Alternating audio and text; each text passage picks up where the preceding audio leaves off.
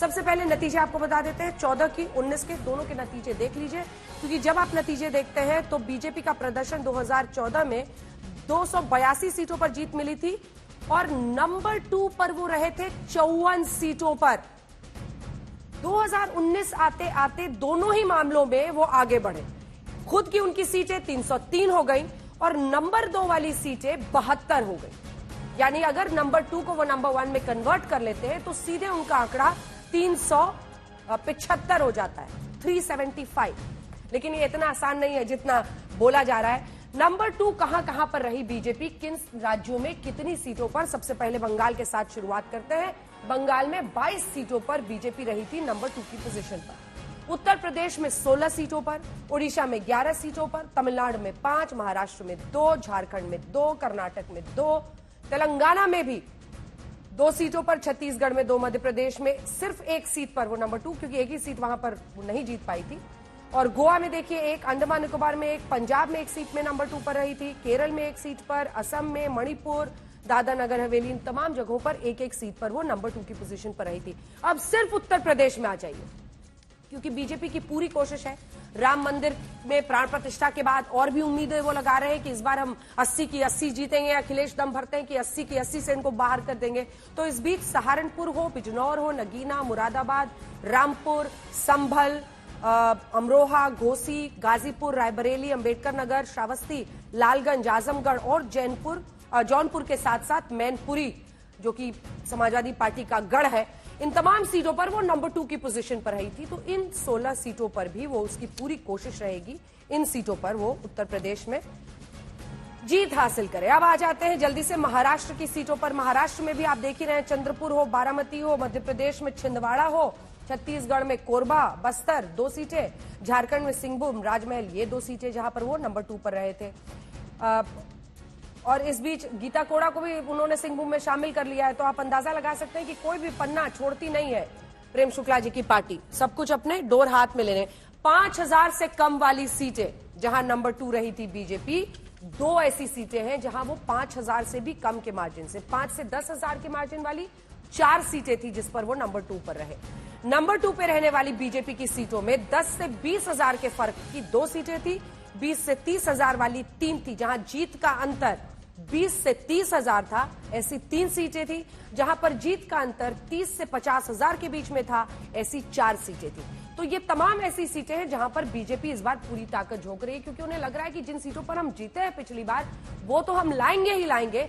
जहां हम जरा से फिसले, उन सीटों पर हम पूरी कोशिश करके वापस करें। 1 से 1.5 लाख का जीत का अंतर जहां पर था, ऐसी 14 सीटें थी। यहां पर ज्यादा ताकत झोंकने की कोशिश होगी। 1.5 से 2 लाख वाली 9 है, 2 लाख से ज्यादा वाली 15 है। जहां नंबर 2 पर रहे बीजेपी के दिग्गज हरदीप सिंह पुरी अमृतसर में, उनको लगभग 1,99,626 वोट से वो हारे थे।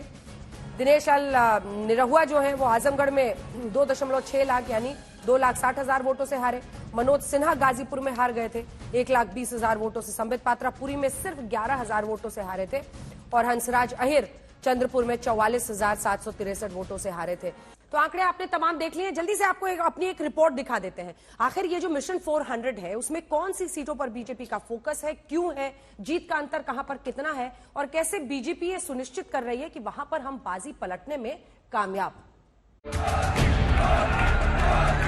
वाराणसी से माननीय प्रधानमंत्री जी नरेंद्र मोदी जी।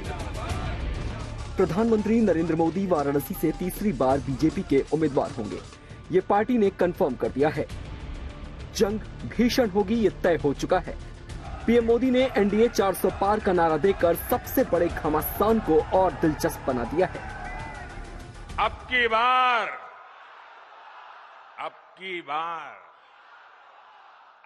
बार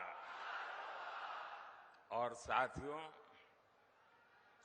ये 400 पार का नारा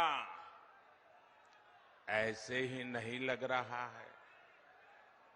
ये तभी लग रहा है जब मोदी की गारंटी पर देश भरोसा कर रहा है।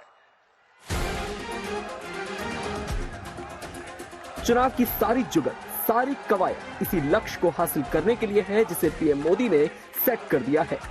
जीत के इस बड़े मुकाम तक पहुंचने के लिए बीजेपी ने 2 मार्च को 195 उम्मीदवारों की लिस्ट भी जारी कर दी है, जिसमें न सिर्फ मोदी का नाम है बल्कि अमित शाह, राजनाथ सिंह समेत 34 मंत्रियों की सूची भी है। 6 मार्च को बीजेपी केंद्रीय चुनाव समिति की फिर से बैठक हो सकती है, जिसमें बाकी बचे उम्मीदवारों के नामों पर मोहर लग सकती है। पार्टी की ओर से एक सीट का विश्लेषण हो रहा है। प्रत्याशियों के चयन के लिए कई स्तर पर काम हो रहा है। बीजेपी ने नमो ऐप पर सांसदों का फीडबैक मंगवाया है। साथ ही हर सीट पर बीजेपी के 3 लोकप्रिय नेताओं के नाम पूछे गए हैं। सांसदों के 2 साल के कामकाज की रिपोर्ट भी टिकट बंटवारे में काफी अहम है। साथ ही आरएसएस के फीडबैक को भी ध्यान में रखा जा रहा है। मिशन 2024 के लिए बीजेपी कमर कस चुकी है। पहली लिस्ट में अधिकतर जीते हुए उम्मीदवारों पर ही पार्टी ने दांव आजमाया है। जाहिर सी बात है कि बीजेपी अपने लिए मिशन 370 और एनडीए के लिए 400 के टारगेट को हासिल करने के लिए कोई भी रिस्क नहीं लेना चाहती है। आज तक ब्यूरो।